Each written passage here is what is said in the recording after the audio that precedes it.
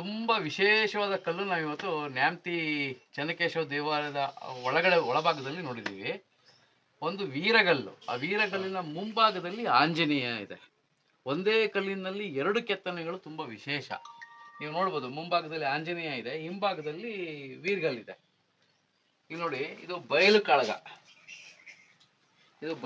ಇಲ್ಲಿ ಸೈನಿಕರು ಗುರಾಣಿಗಳು ಕತ್ತಿಗಳನ್ನ ಹಿಡ್ಕೊಂಡು ನಿಂತಿದ್ದಾರೆ. ಇಲ್ಲಿ ನೋಡಿ, ಕತ್ತಿ ಗುರಾಣಿಗಳು ಹಿಡ್ಕೊಂಡಿದ್ದಾರೆ. ಇಲ್ಲಿ ಒಂದಿಬ್ರು ಸತ್ತು ಬಿದ್ದಿದ್ದಾರೆ ಕೆಳಗಡೆ. ಇದು ಬಯಲು ಕಾಳಗದಲ್ಲಿ ನಡೀತಾ ಇರುತ್ತೆ. ನೋಡಿ, ಇಲ್ಲಿ ಇಬ್ರು ವೀರರು ಕತ್ತಿ ಇಟ್ಕೊಂಡಿದ್ದಾರೆ, ಗುರಾಣಿ ಇಟ್ಕೊಂಡಿದ್ದಾರೆ. ಇಲ್ಲಿ ದೊಡ್ಡ ವೀರ ಇದ್ದಾನೆ. ಇವನು ಬಹುಶಃ ಇವನನ್ನ ದೊಡ್ಡದಾಗಿ ಚಿತ್ರಿಸಿದರೆ ಅಂದರೆ ಬಹುಶಃ ಇವನು ನಾಯಕ ಇರ್ಬೋದು, ಆಯ್ತಾ. ಅವನು ಈ ಯುದ್ಧದಲ್ಲಿ ಮಡಿದು ಕೈಲಾಸಾರೋಹಣಕ್ಕೆ ಹೋಗ್ತಾ ಇರೋದು. ನೋಡಿ, ಇಬ್ರು ಅಪ್ಸರೆಯರು, ಅಂದ್ರೆ ಇವರಿಗೆ ಗಣಿಕೆಯರು ಅಂತ ಕರೀತಾರೆ. ಅಪ್ಸರೆಯರು ಮೇನೆಯಲ್ಲಿ ಕರ್ಕೊಂಡು ಹೋಗ್ತಾ ಇದ್ದಾರೆ ಅವ್ರನ್ನ. ನೋಡಿ, ಇಲ್ಲೂ ಅಷ್ಟೇ, ಇಲ್ಲೆಲ್ಲ ಅಪ್ಸರರಿದ್ದಾರೆ. ನಾಟ್ಯ ಮಾಡ್ತಾ ಅವರನ್ನ ಕೈಲಾಸಕ್ಕೆ ಕರ್ಕೊಂಡೋಗಿ ಶಿವನ ಬಳಿ ಸೇರಿಸುವಂಥದ್ದು. ನೋಡಿ, ಅವ್ನು ಇಲ್ಲಿ ಕೂತಿದ್ದಾನೆ. ಇಲ್ಲಿ ನಂದಿ ಚಿತ್ರ ನೋಡ್ಬೋದು. ಇಲ್ಲಿ ಈಶ್ವರನನ್ನ ಪೂಜೆ ಮಾಡ್ತಾ ಇರೋಂಥ ಕಾಳಮುಖ ಯತಿ ಇದ್ದಾನೆ.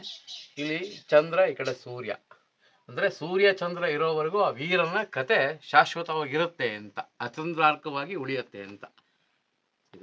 ಇದು ತುಂಬ ಅದ್ಭುತವಾಗಿರುವಂಥದ್ದು ಕಲ್ಲು. ನಮ್ಮ ಸ್ನೇಹಿತರಾದಂತಹ ಮಧು ಸರ್ ಅವರು ಇವತ್ತು ನಮಗೆ ಒಂದು ಅಪರೂಪದ ದರ್ಶನವನ್ನು ಮಾಡಿಸಿದ್ದಾರೆ. ಅದಕ್ಕೆ ನಾನು ಅವರಿಗೆ ನಮ್ಮ ವೇದಿಕೆ ವತಿಯಿಂದ, ನಮ್ಮ ಮಲೆನಾಡು ಇತಿಹಾಸ ಸಂಶೋಧನೆ ಮತ್ತು ಅಧ್ಯಯನ ವೇದಿಕೆ ಜೊತೆಗೆ ನಮ್ಮೆಲ್ಲ ಸ್ನೇಹಿತರ ಬಳಗದಿಂದ, ಅಧ್ಯಯನಕಾರರ ವೇದಿಕೆ ಬಳಗದಿಂದ ನಾನು ಅವರಿಗೆ ತುಂಬಾ ಹೃತ್ಪೂರ್ವಕ ಧನ್ಯವಾದಗಳನ್ನು ಹೇಳೋದಕ್ಕೆ ಇಷ್ಟಪಡ್ತೀನಿ. ಅಂದ್ರೆ ತುಂಬಾ ವಿಶೇಷ ಇದು. ನಮ್ಗೆ ಮುಂದ್ಗಡೆ ಆಂಜನೇಯ, ಹಿಂದ್ಗಡೆ ವೀರಗಲ್ಲು ಸಿಗುವಂಥದ್ದು. ತುಂಬಾ ಆಂಜನೇಯ ಯಾಕೆ ಅದರ ಮಾಡ್ತಾ ಇದ್ರು ಅಂತಂದ್ರೆ, ಈ ಫಸ್ಟ್ ಭಯ ಕ್ರಿಯೇಟ್ ಮಾಡ್ತಿರ್ಲಿಲ್ಲ ಅಂತ. ಈ ತರ ವೀರಗಲ್ಗಳು ಸರ್ವೇ ಸಾಮಾನ್ಯವಾಗಿ ಎಲ್ಲಾ ಕಾಣ್ತಾ ಇತ್ತಂತೆ. ಹೌದು. ಆದ್ರೆ ಆ ಸರ್ವೇ ಸಾಮಾನ್ಯವಾಗಿ ಕಾಣ್ತಾ ವೀರಗಲ್ಲುಗಳನ್ನು ಕೂಡ ಹಾಳು ಮಾಡುವಂತ ಪ್ರವೃತ್ತಿ ಇತ್ತಂತೆ. ಅವಾಗ ಏನ್ ಮಾಡ್ತಾ ಇದ್ರು, ಅವ್ರು ತುಂಬಾ ವಿಷಯ ದೇವರನ್ನ ವಿಗ್ರಹಗಳನ್ನ ಕೆತ್ತುತ್ತಿದ್ರಂತೆ. ಅವಾಗ ಅಟ್ಲೀಸ್ಟ್ ಒಂದು ಭಯ ಕ್ರಿಯೇಟ್ ಆಗಿ ಆ ಇದ್ರಲ್ಲಿ ಅವ್ರು ಯಾರು ಅದನ್ನ ಮುಟ್ತಿರ್ಲಿಲ್ಲ. ದೇವ್ರನ್ನ ವಿಘ್ನ ಮಾಡಿದ್ರೆ ಕೆಲವು ದೇವಸ್ಥಾನ, ಕೆಲವು ಸಮಾಧಿಗಳಲ್ಲಿ, ಕೆಲವೊಂದು ಸಮಾಧಿಗಳನ್ನ ನಾವು ಗಮನಿಸಿದಾಗ ಆ ಸಮಾಧಿ ಮುಂದೆ ಲಿಂಗಗಳನ್ನ, ಸಮಾಧಿ ಮೇಲ್ಗಡೆ ಲಿಂಗಗಳನ್ನ, ಎದುರುಗಡೆ ನಂದಿಯನ್ನ ಪ್ರತಿಷ್ಠಾಪನೆ ಮಾಡ್ತಾ ಇದ್ರು. ಯಾಕೆ ಅಂದ್ರೆ ಆ ಶತ್ರುಗಳ ಗದ್ದಿಗೆಯನ್ನ ನಾಶ ಮಾಡಬಾರ್ದು. ಅದೇ ರೀತಿ ಇದೊಂದು ವಿಶೇಷ ಅಂದ್ರೆ, ನಾನು ಇಷ್ಟು ವೀರಗಲ್ಲುಗಳನ್ನೆಲ್ಲ ನಾವು ಅಬ್ಸರ್ವ್ ಮಾಡಿದೀವಿ. ಆದ್ರೆ ಈ ನ್ಯಾಮತಿ ಚೆನ್ನಕೇಶವ ದೇವಸ್ಥಾನದಲ್ಲಿ ಕಲ್ಲೇಶ್ವರ ದೇವಸ್ಥಾನದಲ್ಲಿ ಸಿಕ್ಕಂತ ವೀರಗಲ್ಲು ಇದೆಯಲ್ಲ, ತುಂಬಾ ವಿಶೇಷ. ಹಿಂಭಾಗದಲ್ಲಿ ವೀರಗಲ್ಲು, ಮುಂಭಾಗದಲ್ಲಿ ಆಂಜನೇಯನ ಇದು ವಿಗ್ರಹ.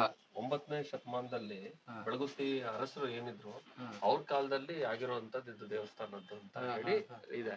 ಈ ದೇವಸ್ಥಾನಕ್ಕೆ ನಾವು ಪ್ರವಾಸೋದ್ಯಮ ಇಲಾಖೆಯಿಂದ ಹಿಂದೆ ನಾನು ಕೆಲಸ ಮಾಡ್ಬೇಕಾದ್ರೆ ಇದನ್ನ ಜೀರ್ಣೋದ್ಧಾರ ಮಾಡಬೇಕು, ಈ ದೇವಸ್ಥಾನ, ಇಲ್ಲಿರುವಂತ ಸ್ಮಾರಕಗಳು ಆಗ್ಲಿ, ಈ ಶಾಸನಗಳನ್ನೆಲ್ಲ ನಾವು ಉಳಿಸ್ಬೇಕು ಅಂತ ಹೇಳಿ ನಾವೊಂದು ಅವ್ರಿಗೆ ಇದು ಮನವಿ ಸಲ್ಲಿಸಿದ್ವಿ. ಇದು ಆಲ್ಮೋಸ್ಟ್ ಮೋಸ್ಟ್ಲಿ ಪುರಾತತ್ವ ಇಲಾಖೆಯಲ್ಲಿ ಇದೆ ಮನವಿ. ಮುಂದೆ ಏನಾಗುತ್ತೆ ಅಂತ ಅದನ್ನ ನೋಡಿ ದಾಖಲೆ ಏನಾದ್ರು ಕೊಟ್ರೆ, ಇದು ಅವ್ರಿಗೆ ನಾವು ಅದನ್ನ ಹೇಳಿದೀವಿ. ಆಮೇಲೆ ಇದ್ರ ಬಗ್ಗೆ ಅವರು ನಮ್ಮ ಆಯುಕ್ತರಿಗೂ ಕೂಡ ಮಾತಾಡಿದ್ದಾರೆ. ಇದು ಬಹಳ ಅಪರೂಪವಾದಂಥದ್ದು, ತುಂಬಾ ವಿಭಿನ್ನವಾದಂತಹ. ಇದನ್ನ ಸಂರಕ್ಷಣೆ ಮಾಡ್ಬೇಕು. ಇದು ಹೊರಗಡೆ ಇದ್ದಂತಹದನ್ನ ಒಳಗಡೆ ತಂದು ಇಟ್ಟಿರುವಂತದ್ದು ಇದು. ಇದ್ರಲ್ಲಿ ಈ ದೇವಸ್ಥಾನದಲ್ಲಿ ಇನ್ನೊಂದೊಂದು ವಿಶೇಷತೆ ಇದೆ. ಈ ದೇವಸ್ಥಾನದಲ್ಲಿ ಇನ್ನೊಂದೇನು ವಿಶೇಷತೆ ಅಂದ್ರೆ, ಇದು ದ್ವಿಕೂಟ ದೇವಸ್ಥಾನ. ಈ ದ್ವಿಕೂಟ ದೇವಸ್ಥಾನದಲ್ಲಿ ಇಲ್ಲಿದ್ದಂತದ್ದು ಒಂದು ಉಮಾಮಹೇಶ್ವರಿದು ಒಂದು ವಿಗ್ರಹ ಇತ್ತು ಅಂತ ಹೇಳಿ ಇದು ಕಳ್ಳತನ ಆಗಿದೆ ಅಂತ. ಬಟ್ ಇದು ಒಂದು ಹೇಳೋದು ಇದೇನಂತಂದ್ರೆ, ಇದರಲ್ಲಿ ಆ ದೇವಸ್ಥಾನದಲ್ಲಿರೋದು, ಈ ದೇವಸ್ಥಾನದಲ್ಲಿರುವಂತದ್ದನ್ನ ನಾನು ಬಹಳಷ್ಟು ಶ್ರಮ ಪಟ್ಟೆ ಹುಡುಕ್ದೆ. ಯಾವ್ದು ಇದ್ರಲ್ಲಿ ಇಲ್ಲಿ ಇದ್ದಿದ್ ಯಾವ ದೇವಸ್ಥಾನ ವಿಗ್ರಹ ಅಂತ ಗೊತ್ತಾಗಿಲ್ಲ. ಉಮಾಮಹೇಶ್ವರ ದೇವಸ್ಥಾನ, ಇನ್ನೊಂದು ಸಿದ್ದೇಶ್ವರ ದೇವಸ್ಥಾನ ಅಂತ ಇದೆ ಒಳಗಡೆ. ಅಲ್ಲಿರುವಂತದ್ದು ಉಮಾಮಹೇಶ್ವರ ದೇವಸ್ಥಾನ, ಉಮಾಮಹೇಶ್ವರ ವಿಗ್ರಹ ಶಿವಮೊಗ್ಗ ಮ್ಯೂಸಿಯಂ ಅಲ್ಲಿ ಇದೆ. ಅದಂತೂ ಇಲ್ಲಿ ಸಿಕ್ಕಿಲ್ಲ. ಇದ್ರಲ್ಲಿ ಇನ್ನೊಂದು ವಿಶೇಷತೆ ಏನಂದ್ರೆ, ಇವನ್ಗೆ ಈ ಕಲ್ಲೇಶ್ವರ ದೇವಸ್ಥಾನಕ್ಕೆ ಏನಂದ್ರೆ, ಈ ಕಲ್ಲೇಶ್ವರ ದೇವಸ್ಥಾನದಲ್ಲಿ ಇರುವಂತಹ ಏನು ಶಿವಲಿಂಗ ಇದೆ, ಬಹಳ ಅಪರೂಪವಾದಂತ ಶಿವಲಿಂಗ. ಜೇನುತುಪ್ಪದ ಕಲರ್ ಇರುವಂತ ಶಿವಲಿಂಗ, ಮಧುಲಿಂಗ. ಇದು ಬಹಳ ವಿಶೇಷವಾದಂತದ್ದು. ಇದನ್ನ ನಾವು ಹೊರಗೋಗಿ ನೋಡೋಣ. ಬಹಳ ಅಪರೂಪವಾದಂತ ಇದು ಶಿವಲಿಂಗ. ಇದನ್ನ ಸ್ತಂಭಲಿಂಗ ಅಂತಾನೂ ಕೂಡ ಕರೀತಾರೆ. ತುಂಬಾ ವಿಶೇಷವಾದಂತ. ಮತ್ತೆ ಇದಕ್ಕೆ ಬ್ರಹ್ಮಸೂತ್ರ ಇದೆ. ಬ್ರಹ್ಮಸೂತ್ರ ಮಧ್ಯದಲ್ಲಿ ಕಾಣ್ತಾ ಇದೆಯಲ್ಲ ಇರುವಂತದ್ದು ಶಿವಲಿಂಗ. ಒಂದು ಬ್ರಹ್ಮಸೂತ್ರ ಇದೆ ಅಂತಂದ್ರೆ, ಅದು ಒಂದು ಬಹಳ ಶ್ರದ್ಧಾಪೂರ್ವಕವಾಗಿ 1008 ಲಿಂಗಗಳನ್ನ ಪ್ರತಿಷ್ಠಾಪನೆ ಮಾಡುವಂತ ಬ್ರಹ್ಮಸೂತ್ರನ ಈ ಒಂದು ಲಿಂಗದಲ್ಲಿ ಕೆತ್ತಿದ್ದಾರೆ ಅಂತ ಕಾಣಿಸ್ತಾ ಇದೆ ನೋಡಿ. ಬ್ರಹ್ಮಸೂತ್ರ ಇದೆ, ಮಧ್ಯದಲ್ಲಿದೆ.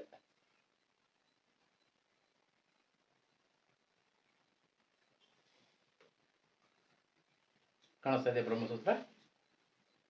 ಸರಿ ನೋಡಿ, ಇದು ಬ್ರಹ್ಮಸೂತ್ರ ಏನಂತಂದ್ರೆ ಶಾಸ್ತ್ರೋಕ್ತವಾಗಿ ಸ್ಥಾಪನೆ ಆಗಿರುವಂತ ಲಿಂಗಗಳಿಗೆ ಮಾತ್ರ ಈ ತರ ಬ್ರಹ್ಮಸೂತ್ರನ ಅಳವಡಿಸ್ತಾ ಇರ್ತಾರೆ.